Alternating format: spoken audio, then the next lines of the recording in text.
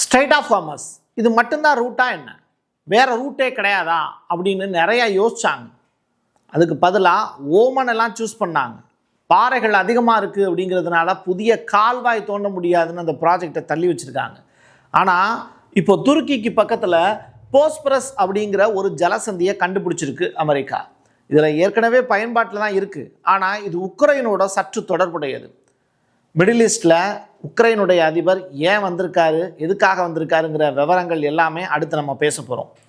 அணு ஆயுதமே தீர்வு அப்படிங்கிற விஷயத்த ரஷ்யா யாருக்கு அறிவுரையாக சொல்லியிருக்காங்க, டீட்டெயில்டாக பேசுவோமா?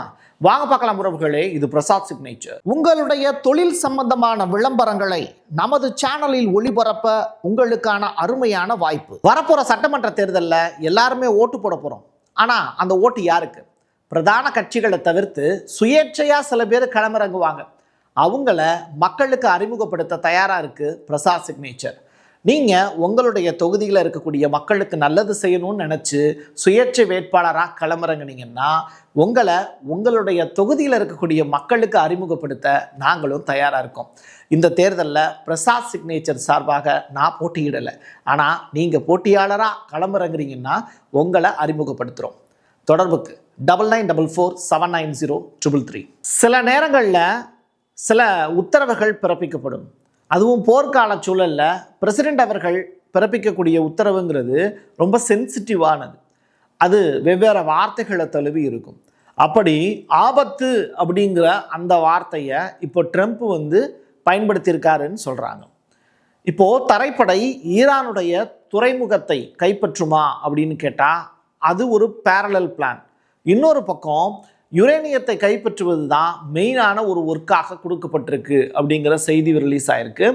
31வது மெரைன் படையினர் வரவழைக்கப்பட்டதாக வாஷிங்டன் போஸ்ட் செய்தியும் வெளியிட்டிருக்காங்க.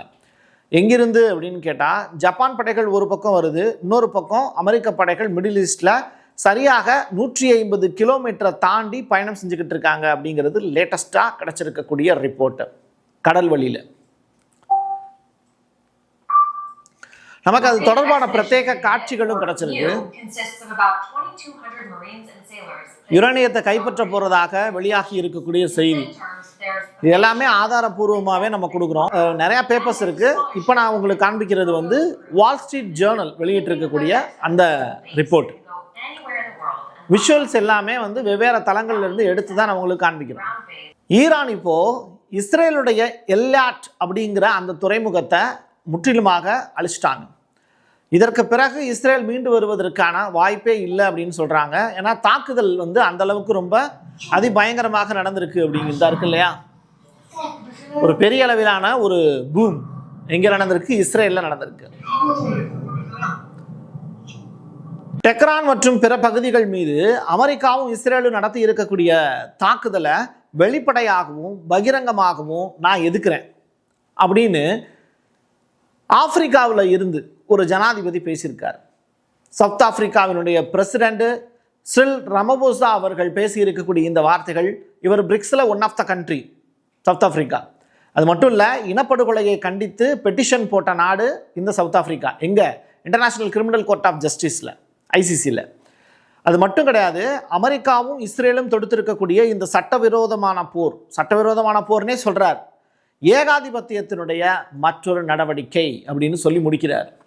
இது முடிவல்ல, இது ஒரு தொடர்ச்சி தான். இதே மாதிரி மற்ற நாடுகளும் இந்த போருக்கு எதிராக, அமெரிக்காவுக்கும் இஸ்ரேலுக்கும் எதிராக ஒன்று திரண்டு எங்களுக்கெல்லாம் நீங்கள் இழப்பீடு கொடுக்கணும் அப்படின்னு உலகத்தில் இருக்கக்கூடிய ஐக்கிய நாடுகள் சபையில் அங்கத்தினராக இருக்கக்கூடிய 194 நாடுகளும் ஒன்றாக சேர்ந்து அமெரிக்காவுக்கும் இஸ்ரேலுக்கும் அழுத்தம் கொடுத்தாங்க அப்படின்னா அமெரிக்காவும் இஸ்ரேலும் நிச்சயமாக மற்ற நாடுகளுக்கு இழப்பீடு கொடுப்பதற்கான வாய்ப்பு இருக்கு அப்படிங்கிற ஒரு தகவலையும் கூடுதலாக நான் நினைக்கிறேன். இது தொடர்பாக ரமபோசா அவர்கள் பேசியிருக்கிற வார்த்தைகளையும் நான் உங்களுக்கு சுட்டிக்காட்ட விரும்புகிறேன்.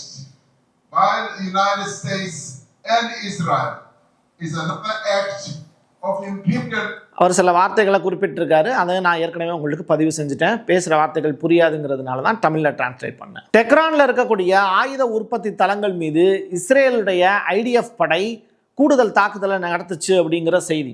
ஐடிஎஃப்பும் சும்மா இல்லை, தொடர்ச்சியாக ஈரானில் அவங்களும் அட்டாக் நடத்திக்கிட்டு தான் இருக்காங்க. போர்னா ரெண்டு பக்கமும் இழப்பு இருப்புக்கு தானே செய்யும். கடந்த 2 நாட்களில் மட்டும் ஆயுத திட்டங்களுடன் தொடர்புடைய சுமார் 40 ஆராய்ச்சி மற்றும் உற்பத்தி மையங்கள் குறிவைக்கப்பட்டிருக்கு. அது மட்டும் இல்லை, இராணுவ உளவுத்துறையினுடைய இவங்களுடைய வழிகாட்டுதல் இருக்குல்ல, ஐடிஎஃபினுடைய வழிகாட்டுதல், அதன்படி துல்லியமான வான்வழி தாக்குதலில் 80க்கும் மேற்பட்ட குண்டுகள் முக்கிய தளங்களை ஈரான் மீது அட்டாக் பண்ணியிருக்காங்க அப்படின்னு இஸ்ரேல் இப்போ பெருமை பொங்க பேசிக்கிட்டு இருக்காங்க. மேய்க்கிறது எருமை, அப்புறம் எதுக்கு பெருமை அப்படின்னு தான் இஸ்ரேலை பார்த்து நம்ம கேட்க வேண்டிய தேவை இருக்குது. இஸ்ரேல் மற்றும் யூதர்களுக்கு எதிராக உலகம் முழுவதும் எதிர்ப்புகள் இருந்தாலுமே இவங்கள யார் ஒட்டுமொத்தமாக அழிக்க முடியும் அப்படின்னு ஹிட்லர் அவர்கள் சில ஹிண்ட்டெல்லாம் கொடுத்துருக்காங்க. உலகத்துக்கு சில யூதர்களை மட்டும் நான் விட்டுட்டு போகிறேன், இவ்வளவு யூதர்களை நான் கொண்டுட்டேன்னு எல்லாரும் சொல்கிறீங்க, ஆனால் சில யூதர்களை நான் விட்டுட்டு போகிறேன், மீதி இருக்கக்கூடிய அந்த யூதர்கள் எல்லாரும் சேர்ந்து என்ன செய்ய போகிறாங்கன்னு பாருங்கள், அப்போ தெரியும் யூதர்களை நான் ஏன் கொலை செய்ய முயற்சித்தேன் அப்படின்னு ஹிட்லருடைய வேர்ட்ஸே இருக்குது. அந்த அடிப்படையில் டிமிட்ரி மெட்வெடேவ் இப்போ என்ன சொல்கிறாருன்னா, யார், ரஷ்யாவினுடைய முன்னாள் பிரசிடென்ட், அவர் சொல்கிறாரு, அமெரிக்கா மற்றும் இஸ்ரேல் இணைந்து கமினியை படுகொலை செஞ்சதற்கு பிறகு ஈரான் இறுதியில் அணு ஆயுதங்களை நிச்சயமாக தேடும் இல்லாட்டி பெறும் அப்படிங்கிற வார்த்தையை அவர் சொல்லியிருக்கார். அதில் எந்த சந்தேகமும் இல்லை அப்படின்னு ஒரு நாட்டை ஆண்ட அதிபர் சொல்லியிருக்கக்கூடிய ஸ்டேட்மெண்ட்டு ரொம்ப உன்னிப்பாக நீங்கள் கவனிக்க வேண்டிய விஷயம். நான் ஏற்கனவே சொல்லியிருக்கேன், நம்ம தமிழில் இப்போது அழகாக எலெக்ஷன் டைம் நடந்துக்கிட்டு இருக்கு, அதனால் உங்களுக்கு புரிகிறதுக்காக சில உதாரணங்கள் சொல்கிறேன். ஹச்ராஜா அவர்கள் சொல்லியிருப்பார், யாரை, Stalin is most dangerous Karunanidhi அப்படிங்கிற வார்த்தையை. அப்படி இந்த முஸ்தபா கமினி அப்படிங்கிற நபர், இந்த அயத்துல்லா கமினி இருக்கார்ல, அவருடைய மகன், அவர் கமினியை விட மோசமான ஒரு ஆள், சர்வாதிகாரி அப்படிங்கிற ஸ்டேட்மெண்ட்டை நிறையா டைம் இவர் பதிவு செஞ்சுருக்கார்.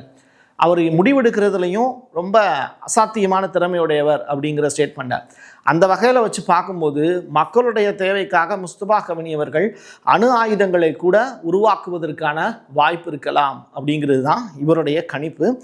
புரிகிறதுக்காக தான் சில வார்த்தைகளை சேர்த்து சொல்கிறேன், அது புரிஞ்சுப்பீங்கன்னு நம்புகிறேன். இப்போ இவர் அந்த வார்த்தைகளை என்ன சொல்லியிருக்காருன்னு பார்த்துக்கோங்க. Нет никаких сомнений, что Иран продолжит ядерные испытания в той или иной форме. И стало быть, рано или поздно получит ядерное... ஈரான் ஒரு பாலிஸ்டிக் ஏவுகணை மூலியமா ஹைஃபா மின் நிலையத்தை தகர்த்திருக்காங்க அப்படிங்கிற செய்தி. 828 மெகாவாட் திறன் கொண்ட இந்த மின் நிலையம் முழுமையாக அழிக்கப்பட்டதன் விளைவாக இஸ்ரேலுடைய பாதி பகுதி இருள மூழ்கிடுச்சு அப்படின்னு சொல்றாங்க. நேற்று இரவு ஈரான் இருள மூழ்கிடுச்சுன்னு செய்தி சொன்னேன்ல, அதே மாதிரி அதுக்கு பதிலாக ஈரான் நடத்தி இருக்கக்கூடிய தாக்குதலில் இஸ்ரேலுடைய பாதிக்கும் மேற்பட்ட நிலப்பகுதி இருள மூழ்கி கிடந்துச்சுங்கிற செய்தியையும் இப்போ நீங்கள் பார்த்துருப்பீங்க. இது தொடர்பான வீடியோ காட்சிகளும் நமக்கு ரிலீஸ் ஆயிருக்கு. இது எப்படி வெடிக்குதுன்னு மட்டும் பாருங்க. ஐயோ அம்மா, ரொம்ப பாவமாக இருக்கும் போல, அப்படி இருக்கு நிலைமை. ஓகே, ஜப்பானில் தனது வான்வெளி திறனை அமெரிக்கா இப்போ பலப்படுத்துது. ஏன்னா ஜப்பான் அவங்களுக்கு ரொம்ப முக்கியமான ஒரு லேண்டு. அந்த இடத்துல இருந்து அவங்க தங்களுடைய விமானங்களை கொண்டு போய் நிப்பாட்டுறது, எரிபொருள் நிரப்புறது, எப்படி சவுதி அரேபியாவை பயன்படுத்துகிறாங்களோ அதே மாதிரி இந்த பக்கம் டியோகா கார்ஜியா யூஸ் பண்ணுறாங்களோ அதே மாதிரி ஜப்பானும் அவங்களுக்கு முக்கியமான ஒரு பிளேஸ். வடக்கு ஜப்பானில் இருக்கக்கூடிய மிஷாவா அப்படிங்கிற விமான தளத்தில் இப்போது F-16 ரக போர் விமானங்கள் இருக்குல்ல, ஈரான்ட்டு அடி வாங்குறதுக்காகவே படைக்கப்பட்ட விமானங்கள், அது F-35 ஒன்று இருக்குது ரைட்டா. இதில் F-16 36 விமானங்கள் இப்போ இறங்கியிருக்கான். இது தவிர்த்து 48 F-35 லைட்னிங் 2 அப்படிங்கிற அந்த ஸ்டெல்த் ரக போர் விமானங்கள் இருக்குல்ல, அதையும் அமெரிக்கா நிரந்தரமாகவே அங்கேயே வச்சுக்கோங்க அப்படின்னு சொல்கிறாங்க. பார்த்து சார், ஜப்பானில் போய் ஈரான் குண்டு போட்டுற போகிறாங்க. அது மட்டும் இல்லை, இந்தோ பசிபிக் பிராந்தியத்தில் எதிரிகளை தடுக்கக்கூடிய, பதிலடி கொடுக்கக்கூடிய திறனை அமெரிக்கா வலுப்படுத்துது அப்படின்னு சொல்கிறாங்க. எங்கே F-35 அடி வாங்கிருச்சு, F-16 அடி வாங்கிருச்சு. எனக்கு தெரிஞ்சு இது முழுமையாக இருக்கக்கூடியது கடைசி நம்ம தான் இதை பார்த்துருப்போம்னு நினைக்கிறேன். அடுத்து இந்த போர்டு ஈடு உடஞ்சிருக்கும்னு நினைக்கிறேன். பார்ப்போம், ஃப்யூச்சரில் அது தொடர்பான வீடியோக்கள் கிடச்சிதுன்னா நிச்சயமாக பதிவேற்றலாம். ஒரு வழி அடைச்சிச்சுன்னா இன்னொரு வழி திறக்கும், ஒரு கதவு மூடிச்சுன்னா இன்னொரு கதவை நிச்சயமாக திறக்க முடியும் அப்படின்னு சொல்லுவாங்க. ஆனால் தட்டினா தானே திறக்கும். அந்த வகையில் போஸ்பரஸ் அப்படிங்கிற ஜலசந்தி இப்போ பேசு பொருளாக மாறி இருக்கு.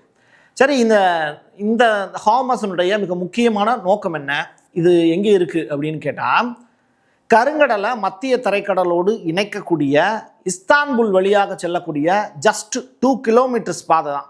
நீங்கள் அந்த 21 கிலோமீட்டர் அகலம் இருக்கிறது தான் உங்களுக்கு எங்கள் ஸ்டேட் ஆஃப் ஹார்மஸ். பட் இது ஜஸ்ட் 2 கிலோமீட்டர்ஸ் தான். ஒரு நாளைக்கு 3000க்கும் மேற்பட்ட கப்பல் இது வழியாக ட்ராவல் ஆகி போயிட்டே இருக்குது. ரைட்டா? இது ரிலேட்டடான வீடியோஸ்லாம் நான் நிறையா செக் பண்ணேன். ரொம்ப ரொம்ப இம்பார்ட்டண்டான ஒரு பிளேஸாக இருக்குது. இதை துருக்கி கிட்ட கேட்டு அமெரிக்கா எளிமையாக வாங்கிக்க முடியும். ஆனால் இதை உக்ரைன் கிட்ட கேட்டு வாங்க வேண்டிய தேவை கத்தாருக்கு, சவுதி அரேபியாவுக்கு, ஜோர்டானுக்கு, இந்த மிடில் ஈஸ்டில் இருக்கக்கூடிய மற்ற நாடுகளுக்கெல்லாம் இப்போ ஜெலன்ஸ்கி ட்ராவல் பண்ணுறாருல, அது ஏன் அப்படின்னு நான் தேடும்போது தான் இது என் கண்ணில் பட்டுச்சு. அந்த வகையில் அந்த 2 கிலோமீட்டரு டிஸ்டன்ஸ் இருக்கக்கூடிய இந்த போஸ்பரஸ் ஜலசந்தி இதை யார் கண்ட்ரோல் பண்ணுறான்னா மெயினாக துருக்கி கண்ட்ரோல் பண்ணுறாங்க. துருக்கிக்கு அப்படியே பேரலில் பின்னாடி இருக்கிறது தான் இந்த உக்ரைன் அப்படிங்கிற நாடு. அதாவது மேப் அடிப்படையில், வேர்ல்டு மேப் அடிப்படையில் அப்படியே பின்னாடி இருக்கும். இடையில வந்து பார்த்திங்கன்னா ஒரு பெரிய கடல் பகுதி. அந்த கடல் பகுதிக்கு பக்கத்தில் தான் குறுகிய ஒரு பாதை தான் இந்த போஸ்பரஸ் ஜலசந்தி. ஸோ ரஷ்யா மற்றும் உக்ரைனுடைய எண்ணெய் தானியம் போர்க்கப்பலுக்கான ஒரே ஒரு கடல் வழியாக இருக்கக்கூடிய ஒரு இடம் தான் இந்த போஸ்பரஸ் ஜலசந்தி. வேர்ல்டு வைடாக ட்ராவலை தவிர்க்க முடியாது. கொஞ்சமாவது சுற்றி போயாவது ஊருக்கு போய் சேர்ந்துடணும்பாங்க. ஒரு ரோடை அடைச்சிருச்சு அப்படின்னா போக்குவரத்தை நிப்பாட்ட முடியுமா?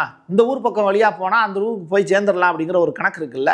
அது மாதிரி தான் இப்போது துருக்கி கிட்ட வந்து ஒரு உடன்படிக்கை ஒன்று இருக்குது. அதாவது துருக்கிக்கு பக்கத்தில் அர்மேனியா, அந்த நாடு வந்து ரொம்ப முக்கியத்துவம் வாய்ந்த நாடு.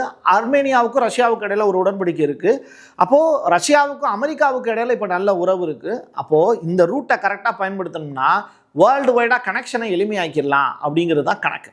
மான்ட்ரே அப்படிங்கிற ஒரு உடன்படிக்கை இருக்குது. அந்த உடன்படிக்கையின்படி போர்க்காலத்தில் இராணுவ கப்பல்களை கட்டுப்படுத்தக்கூடிய அதிகாரம் துருக்கிக்கிட்ட இருக்குது. சரியா? உலக அளவிலான கடல் வழி பாதை அப்படிங்கிறத கண்ட்ரோல் பண்ணுறக்கூடிய சில உடன்படிக்கைகள்லையும் கையெழுத்து போடுவாங்க. ஈரான் போரால் இந்த ஹார்முஸ் ஜலசந்தி, ஸ்ட்ரெய்ட் ஆஃப் ஹார்மஸை மூடிட்டாங்கன்னா முழுவதுமாக இந்த போஸ்பரஸ் ஜலசந்தியை உலக நாடுகள் பயன்படுத்துவதற்கான பெரும் வாய்ப்பை இப்போ ஏற்படுத்த போகிறாங்க. இதுதான் ரொம்ப ரொம்ப முக்கியத்துவம் வாய்ந்த ஸ்டேட்மெண்ட். சரி, இப்போது ஒரு ரூட்டை கண்டுபிடிச்சாச்சு. அதுக்கு ஒரு காவலாளி போடணும்ல, கேட் கீப்பரு, செக்யூரிட்டி. அதைத்தான் யாரா இப்போ போடலாம் அப்படின்னு சொல்லி யோசிக்கிறாங்கன்னா எர்டகனை போட்டுருவோம். துருக்கியினுடைய அதிபர் எர்டகனுக்கு காசு போனால் பரவாயில்ல, அவர் நாட்டோவில் அங்கத்தினராக இருக்கக்கூடிய ஒரு நாடு தான், அவர்கிட்ட எப்போ காசு போனாலும் அது நம்ம காசு மாதிரி அப்படின்னு அமெரிக்காவும் உட்பட மற்ற நாடுகள்லாம் நினைக்கிறாங்க. யூரோப் நாடுகளும், ஏன் கத்தார் உள்ளிட்ட வளைகுடா நாடுகள் கூட எர்டகனுக்கு காசு போனால் எங்களுக்கு பிரச்சனை இல்லை, ஏன்னா அவரும் ஒரு இஸ்லாமிய வழித்துவத்தில் இருக்கக்கூடிய நாடு தான் அப்படின்னு சொல்லிட்டு சவுதி அரேபியா, கத்தார், ஜோர்டானு இவங்கெல்லாம் ஓகே சொல்லிட்டாங்க. இவங்க குறிப்பாக வந்து யூஏயும் ஓகே சொல்லிட்டாங்க.